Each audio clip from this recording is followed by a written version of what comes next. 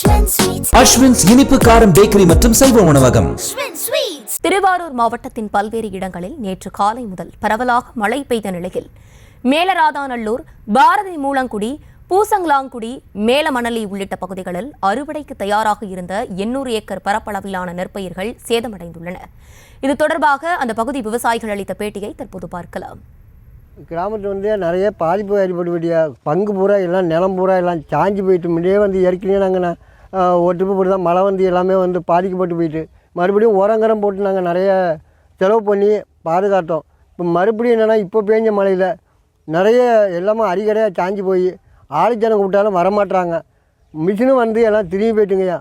அறுத்தாக்க எல்லாமே மிஷினு பூரா ஒன்று பெரட்டிக்கிட்டு எல்லாம் முளைச்சி போயிட்டு பெரட்டிக்கிட்டு கைக்கு மாவுக்கு 4 மூட்டை 3 மூட்டை கூட வர மாட்டேயா. ரொம்ப கஷ்டப்பட்டு இருக்காருயா. இங்கே ஏதாவது அரசாங்கம் பற்றி எங்களுக்கு ஏதாவது உதவி பண்ணால் நல்லாயிருக்குயா.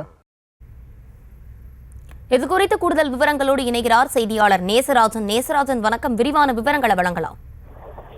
அத்தினி திருவாரூர் மாவட்டத்தில் 3.5 லட்சம் ஏக்கர் பரப்பளவில் சம்பா நெல் சாகுபடி பணிகளில் விவசாயிகள் தீவிரமாக ஈடுபட்டு வருகின்றனர். மாவட்டத்தின் பல்வேறு பகுதியில் தற்போது அறுவடை பணிகள் தீவிரமாக நடைபெற்று வரும் நிலையில் நேற்று காலை முதல் மாவட்டத்தின் பல்வேறு பகுதியில் மிதமான மழை தொடர்ந்து பெய்து வந்தது. இதன் காரணமாக 800 ஏக்கர் அறுவடைக்கு தயாராக நெல் பயிர்கள் மழைநீரில் சாய்ந்துள்ளன.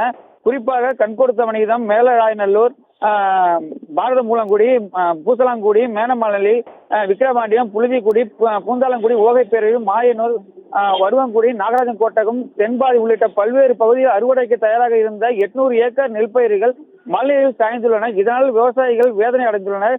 ஒரு ஏக்கருக்கு 25,000 செலவு செய்து பயிர்களை பாதுகாத்து வந்த நிலையில் எதிர்பாராமல் பெய்த மழையின் காரணமாக நெல் பயிர்கள் மழைநீரில் சாய்ந்துள்ளதாக அறுவடை இயந்திரத்தை வைத்து தற்போது நெல் பயிர்களை அறுவடை செய்ய முடியாத நிலையில் ஏற்பட்டுள்ளது என விவசாயிகள் கூறுகின்றனர்.